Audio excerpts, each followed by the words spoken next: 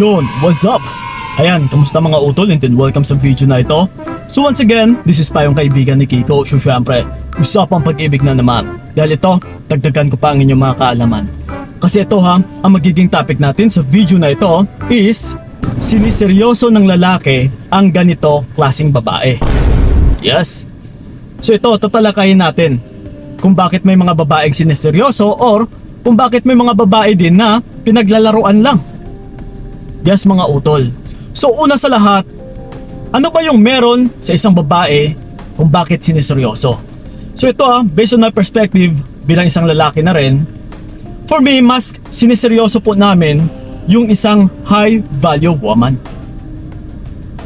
Yung mga high value na klaseng babae. Kung matatawag natin din na Sigma female, yes. Na kung merang Sigma male, yes of course meron ding Sigma female. Ito yung mga babae utol na mas hinahabol-habol ng isang lalaki na para seryosohin. Dahil dito po kami nakakaramdam na mas secured kami sa ganitong babae. Unlike po sa mga low value na babae. Ay yung tipong isang ligaw ng lalaki or hindi man lang umabot ng isang linggo is sinasagot na kaagad yung isang lalaki. Or meron din na klaseng babae na kahit may boyfriend na is nagpapaligaw pa rin or nakikipag-flirt pa rin sa ibang lalaki. Oh my God!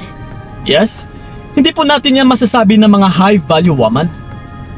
And then, may mga babae din na buong akala nila sa sarili nila is high value woman na sila.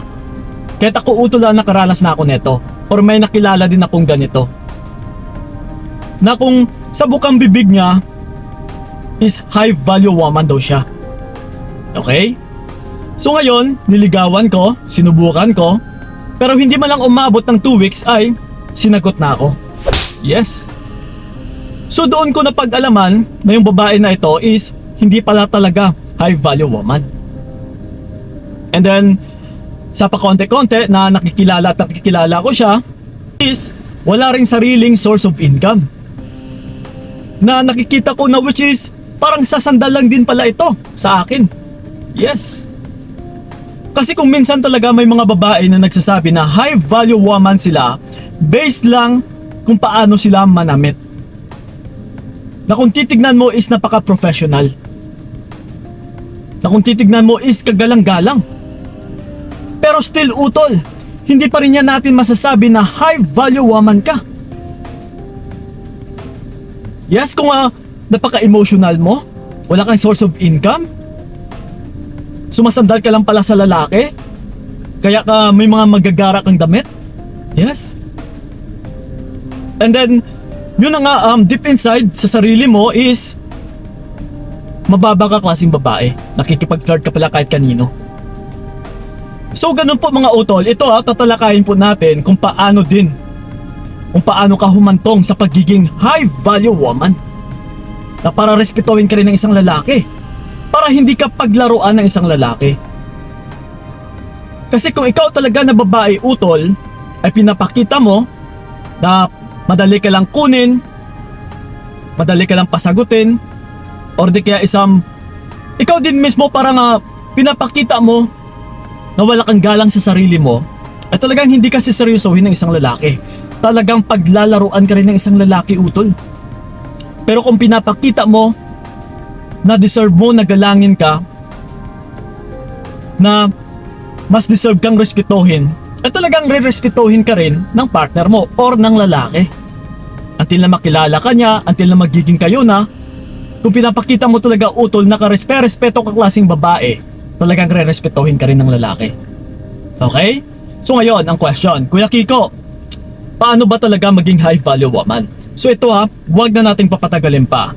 Which is, una sa lahat ay marunong ka dapat magdisiplina sa iyong sarili. Yes, marunong magdisiplina sa sarili utol. Kasi yung isang high value woman ay hindi pariwara. Yung tipong kung ano na lang yung meron, nakokontento na, or di kaya once na makapasok sa relationship is nagiging pabaya na rin sa sarili. Yung tipong wala ng disiplina. May mga bisyo pa. Yes, may mga babae din na nakikipagbarkada, and then kung saan saan napupunta, inom ng inom, bisyo, alak, sigarilyo, kung ano-ano pa. Yes mga utol, kung wala ka disiplina klaseng babae, ay talagang hindi ka rin respetuhin ng lalaki. Dahil yan ang pagkakakilala niya sa'yo. Manginginom ka, mahilig ka sa barkada, so syempre, yung kahahantungan mo is posible na paglaruan ka lang din ng lalaki. Oh no! Okay? So again, para respetuhin ka ng lalaki utol, kailangan is meron kang disiplina talaga sa sarili. Sa pananamit, na ipakita mo talaga na napaka-professional mo klaseng tao. Hindi yung isip bata, hindi yung pabebe, hindi yung makikipag-fling na lang kahit kanino. Yes. Okay, so yun, and then ito. Yung pangalawa pa natin is marunong mag-control ng emosyon. Yes, like I said na rin kanina, na hindi man lang umabot ng isang buwan is sinagot na yung lalaki. Sinagot na ako ng babae. So dito pa lang makilala at makilala ka ng lalaki na madali ka lang talagang pasagutin na klaseng babae. At saka mapapaisip yung boyfriend mo na, uy, yung ganitong klaseng babae is madali lang din ito makuha ng ibang lalaki. Yes, utol. Kasi kung ano yung naranasan ng partner mong lalaki sa'yo, ay yun at yun din yung maiisip niya para sa ibang lalaki. Na kung dati is ganun ka lang niya kadali makuha, posible na ganun ka lang din kadali makuha ng ibang lalaki. Lalong-lalo na kapag mayaman, gwapo, pogi, maganda yung katawan, naku po. Yes. So ganun pa man, ipakita mo na mataas yung value mo. Kagaya sa mga bagay, kagaya sa mga binebenta. Hindi mo mabibili ng murang halaga. Kundi kailangan mong paghirapan, kailangan mong mangutang muna para lang mabili mo yung isang bagay na ito na which is napaka high value. So ganun ka dapat utol. Hindi ka basta-basta makukuha. Kailangan is ipakita mo sa kanya na kailangan niyang magdusa, kailangan kanyang paghirapan. Ay pakita mo na diamante ka.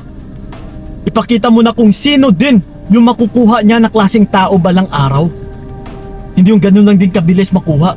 Dahil mapapaisip at saka mapapaisip din yung partner mo na, uy, magiging secured ako dito sa babaeng ito.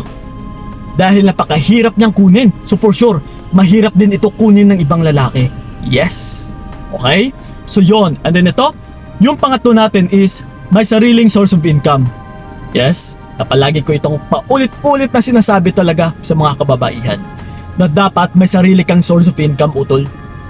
Dahil kung wala ka neto, paano ka masasabi or matatawag na high value woman? Kasi Kuya Kiko, hindi naman siguro batayan na kailangan may kinikita ka or may sarili kang pera para matawag kang high value woman. Naku po utol, complete package ka dapat.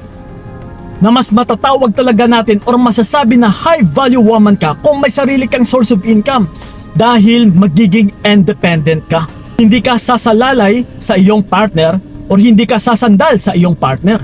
Dahil may kinikita ka. Now which is, nagpapahiwatig po ito na kayang mong mabuhay kahit wala siya or kahit walang lalaki. Okay? So ganun pa man mga utol, kailangan talaga may sarili kang source of income, may kinikita ka or may trabaho ka. Okay? So yon. And then ito yung pang-apat natin is may talino. Yes? Hindi yung patanga-tangahan ka dyan. Hindi yung pabubo-bubuhan ka dyan. Hindi yung pabulag-bulagan ka dyan. Kasi once na makilala ka ng partner mo na hindi ka ganun katalas ang iyong pag-iisip, ay talagang mauuto ka rin or uutuin ka pa niya lalo. Pero kung ikaw na babae, may sarili kang desisyon, may sarili kang prinsipyo, na may sarili ka ring diretso, na kung minsan is nagsasuggest ka pa, na yung tipo talaga utol na hindi ka na lang sumasandal sa partner mo. Na pinapakita mo rin na kaya mo ring gawin yung mga bagay-bagay na hindi na kailangan or hindi kinakailangan ng tulong niya. Dahil once na makikita ka ng lalaki na ganito ka utol, na independent, ay talagang mas lalo kang magugustuhan ng lalaki.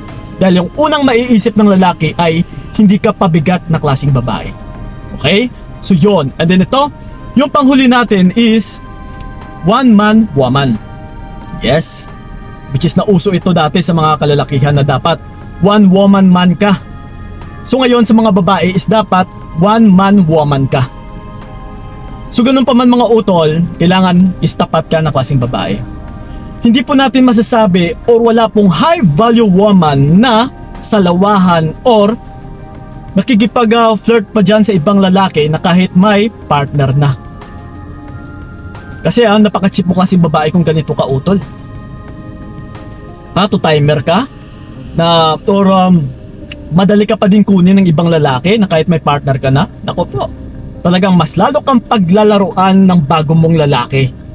Dahil alam niya mismo na ikaw na babae ay nakikipag-flirt pa na kahit may partner na. Walang magsiseryoso sa'yo kung ganito ka klaseng babae utol. Hayaan mo kung maluloko yung partner mo or yung naging ex mo. Yung importante dito is hindi mo ito gawain. Tapat ka palagi dapat. Okay? Dahil mas lalong siseryoso or magseseryoso yung isang lalaki sa'yo kung ganito ka. Pagsisihan ka pa niya balang araw kung ikaw ay niloko niya. And then kapag nakatagpo siya ng babae na salawahan, sinungaling, pera lang yung habol, yes po. Kaysa sa'yo utol na tapat, which is yung habol sa isang relasyon ay pagmamahal. Okay? So yun po mga utol para maging high value woman kayo or para matawag din na sigma female. Para seryosohin pa kayo ng mga partner ninyong lalaki. So yun lang po. Maraming salamat talaga. So ingat kayo. God bless and babush! Binigay ko lahat para wala kang masabi. Kaya nga hindi